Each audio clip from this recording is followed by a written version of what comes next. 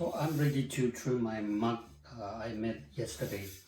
I'm flipping it over. This is my best system. You draw on this side, and then when you trim, you can flip it over.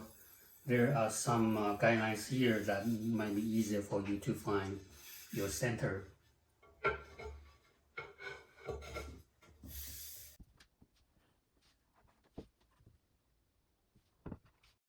If you don't know how to tap center, I have several concentric circles here that might be easier for you to find the center, just because the gap is closer when you are putting your piece. If your piece is not overly off center a lot, just light up the rim of your bowl or your mug or your pot, and it's very easy to get your piece in the center. I didn't even tap center and just try to have my piece on there and try to find the gap is very close and its center. You can see that it's a lot easier to find your center. And I'm going to use my usual way, use the water to stick the pot on the wheel.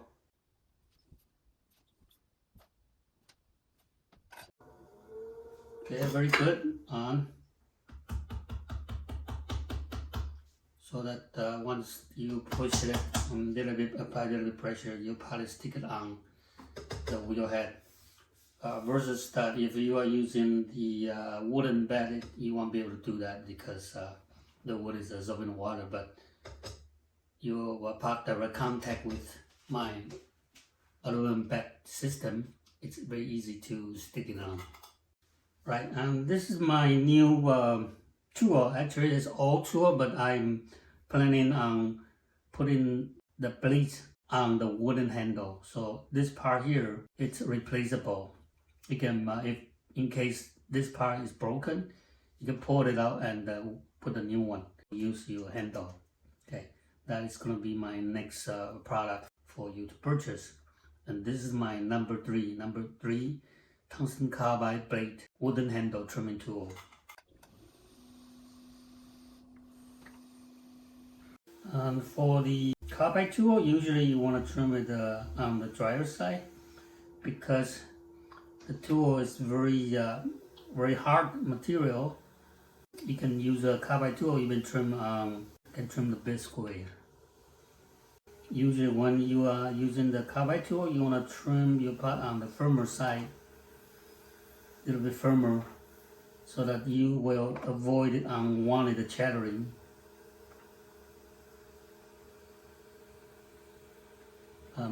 My clay here is slightly on the soft side, but I know how to control the head, so I will not get any unwanted chattering mark.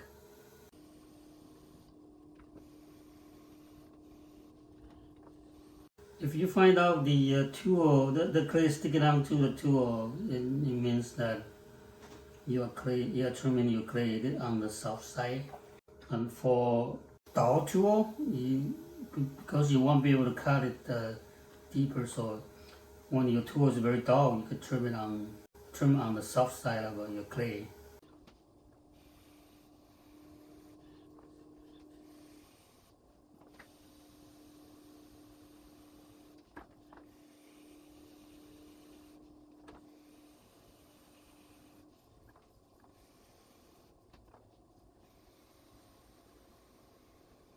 So usually I would use my number 3 for most of the general lifting or the thicker or larger amount of clay. But for the foot detailing, I will change it to my number 2, which you will have a better 90 degrees for taking care of the corner. Right, so this is the number 3 tungsten carbide tool with a wooden handle.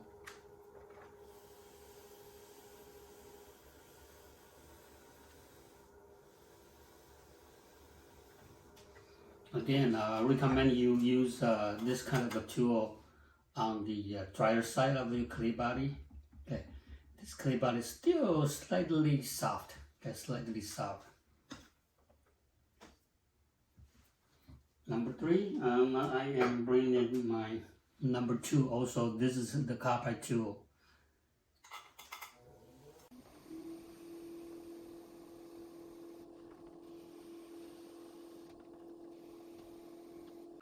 The shape is kind of a rectangle, and you have a very good, nice 90 degrees there. So it's easy to take care of that. This corner here, and the inner corner there. And as you can see, when I'm trimming, always hold it closer, hold the tool closer to the front side, and then I use my other hand to brace where the head is cutting, to brace it, so your tool will be firmer. To avoid getting the unwanted chattering mark. I think this sounds about right. So I will just finish the very detail to get a nicer finish.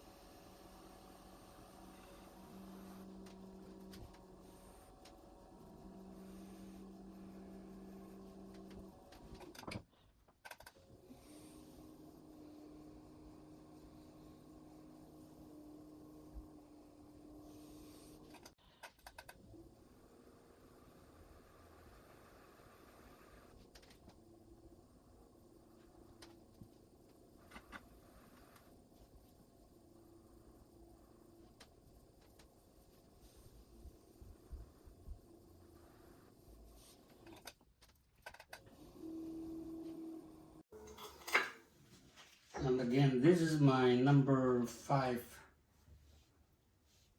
You see that this curved side here and this straight side.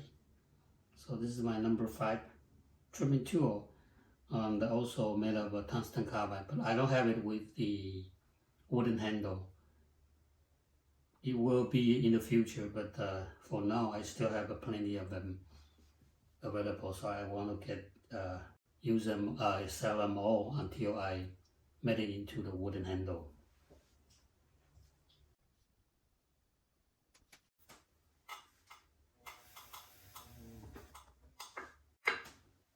Okay, so this is how my mark, the round mark, is made. So I am keeping the moisture while I'm drying my handles. Now I'm ready to attach the handle. Usually you don't attach your handle right away. I usually wait my handle to dry a little bit, so that when you touch it, you don't get the finger mark. That's the stage I'm waiting for.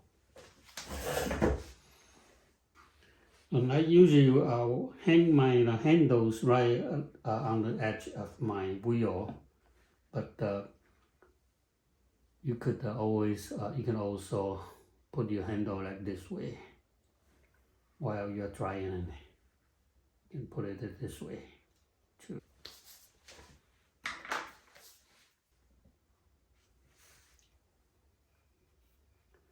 I usually put my handle here around my stamp.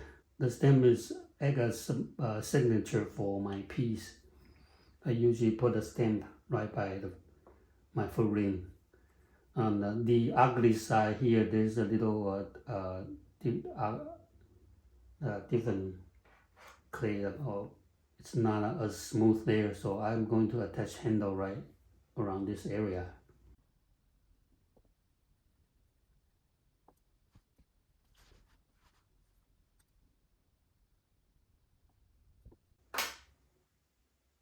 Slightly cut my handle a little curve, so the curve is the same kind of a curve, the body. And then I'm using my fingernail to slightly tap where I'm going to attach to make it slightly wider.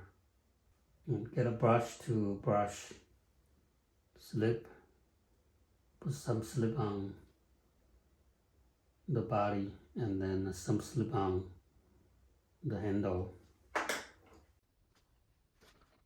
And while I'm attaching it, put my hand behind the handle and use my right hand to squeeze it. Slip and squeeze. The pressure is very important to get a successful attachment. And also the same dryness is very important too. Actually, that body of my mug is slightly drier than my handle, so I am kind of holding my handle here for a while I'm squeezing it to get my mug body to draw some more water from the handle. And after that, I let the handle hanging down naturally, and if you wanted to, you can slightly adjust the curve. See this curve? The top little bit higher looks a bit better.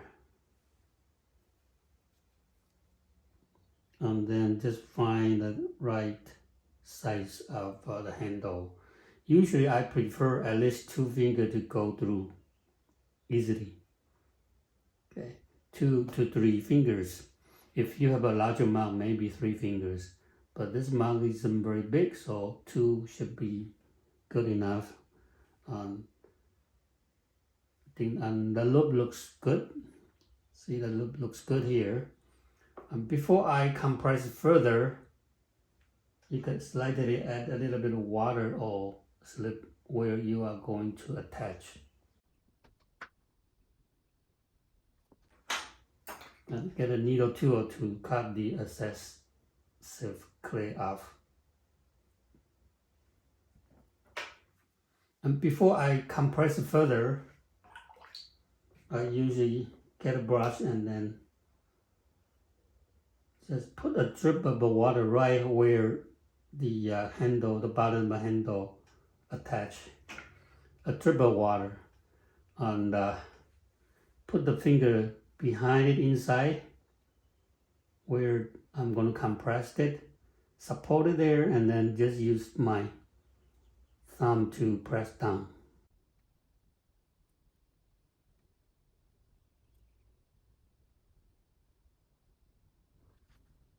Okay, that's how I attach my handle. And I am not going to smooth the clay right away. I will wait a little bit so the body is going to draw more water from my handle, because I told you that my handle is slightly wetter than the body. So if I do right away, later I might have a crack there. So I want to even out the same dryness before I smooth it. You can just use a needle to smooth it, but I'm not going to do it right away.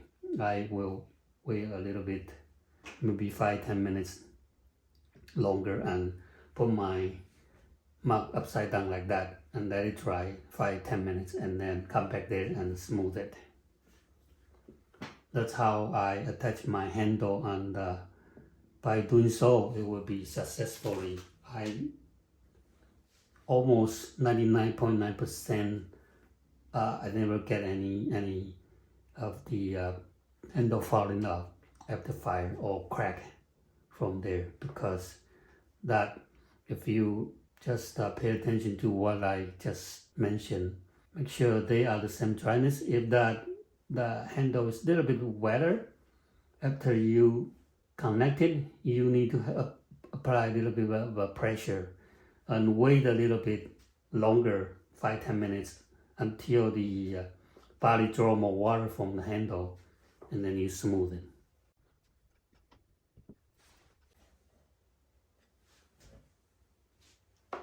Right, so this is about 5 minutes later, and I'm coming back using just the needle and smooth, kind of blend the both part of the clay together.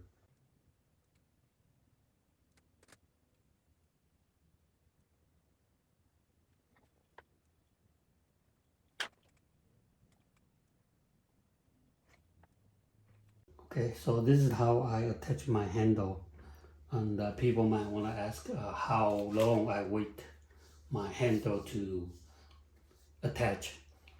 For today, it's about 2 hours. 2 hours. I made my handle, I pulled my handle 2 hours ago, and now I'm attaching it 2 hours later. And for summertime, maybe 1 hour. So you want to keep on checking and see if that is the right stage to attach it. Okay, so that is the handle attaching part, and this concludes my mug making process, and I might show you the result later on. Okay, thanks for watching. See you next time.